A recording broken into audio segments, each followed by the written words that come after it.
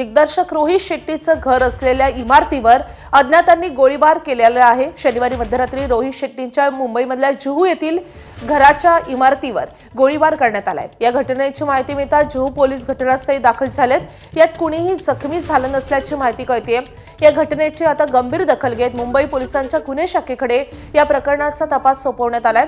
याआधी लॉरेन्स बिश्नोई गँगकडून अभिनेता सलमान खानच्या घरावर गोळीबार झालेला होता आणि आता रोहित शेट्टीचं घर असलेल्या इमारतीवर नेमका कुणी हल्ला केला याचा तपास करण्यात येतोय। या प्रकरणी पोलिसांनी गुन्हा दाखल केला असून आरोपींचा शोध घेण्यासाठी 12 पथकांची स्थापना करण्यात आली आहे।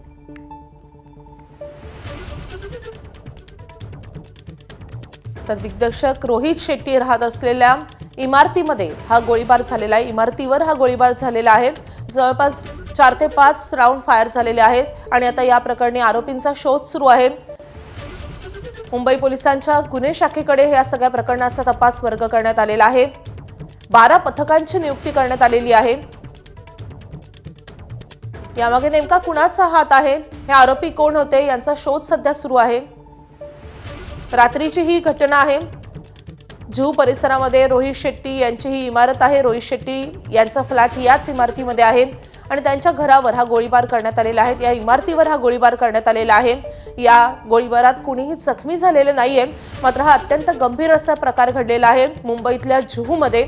आणि आता या सगळ्या प्रकरणी आता 12 पथकांची नियुक्ती झाल्यानंतर आता आरोपींचा शोध सुरू आहे।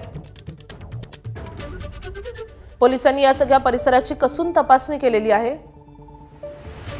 आपले प्रतिनिधी सूरज सावंत सध्या आपल्या सोबत आहे। सूरज, हा प्रकार नेमका घडला कसा आणि पोलिसांकडे या संदर्भात काय अधिकची माहिती कळते?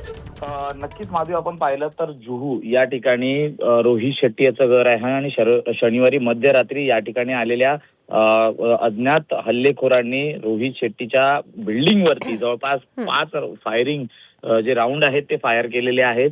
त्यामुळे एकूणच या घटनेची गंभीर दखल घेण्यात आलेली आहे। या फायरिंगच्या घटनेनंतर स्थानिक पोलिसांना त्या ठिकाणी कळवण्यात आलं। पोलीस देखील घटनास्थळी पोहोचलेले आहेत। काल फॉरेन्सिकची देखील टीम त्या ठिकाणी पोहोचलेली होती।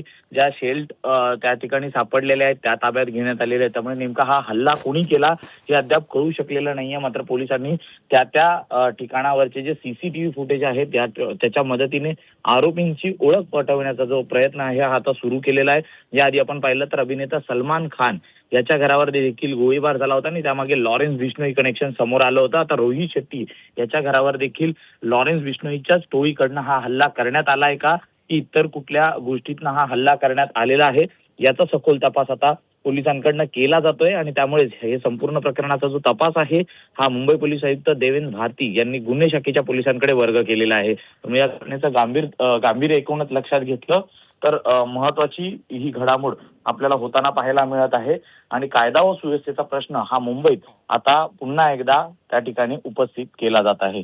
माधवी, नक्कीच मुंबईत पुन्हा एकदा या निमित्तानं कायदा सुव्यवस्थेचा प्रश्न उपस्थित झालेला आहे। सूरज, धन्यवाद या सगळ्या सविस्तर माहितीसाठी। एबीपी माझा, उघडा डोळे बघा नीट।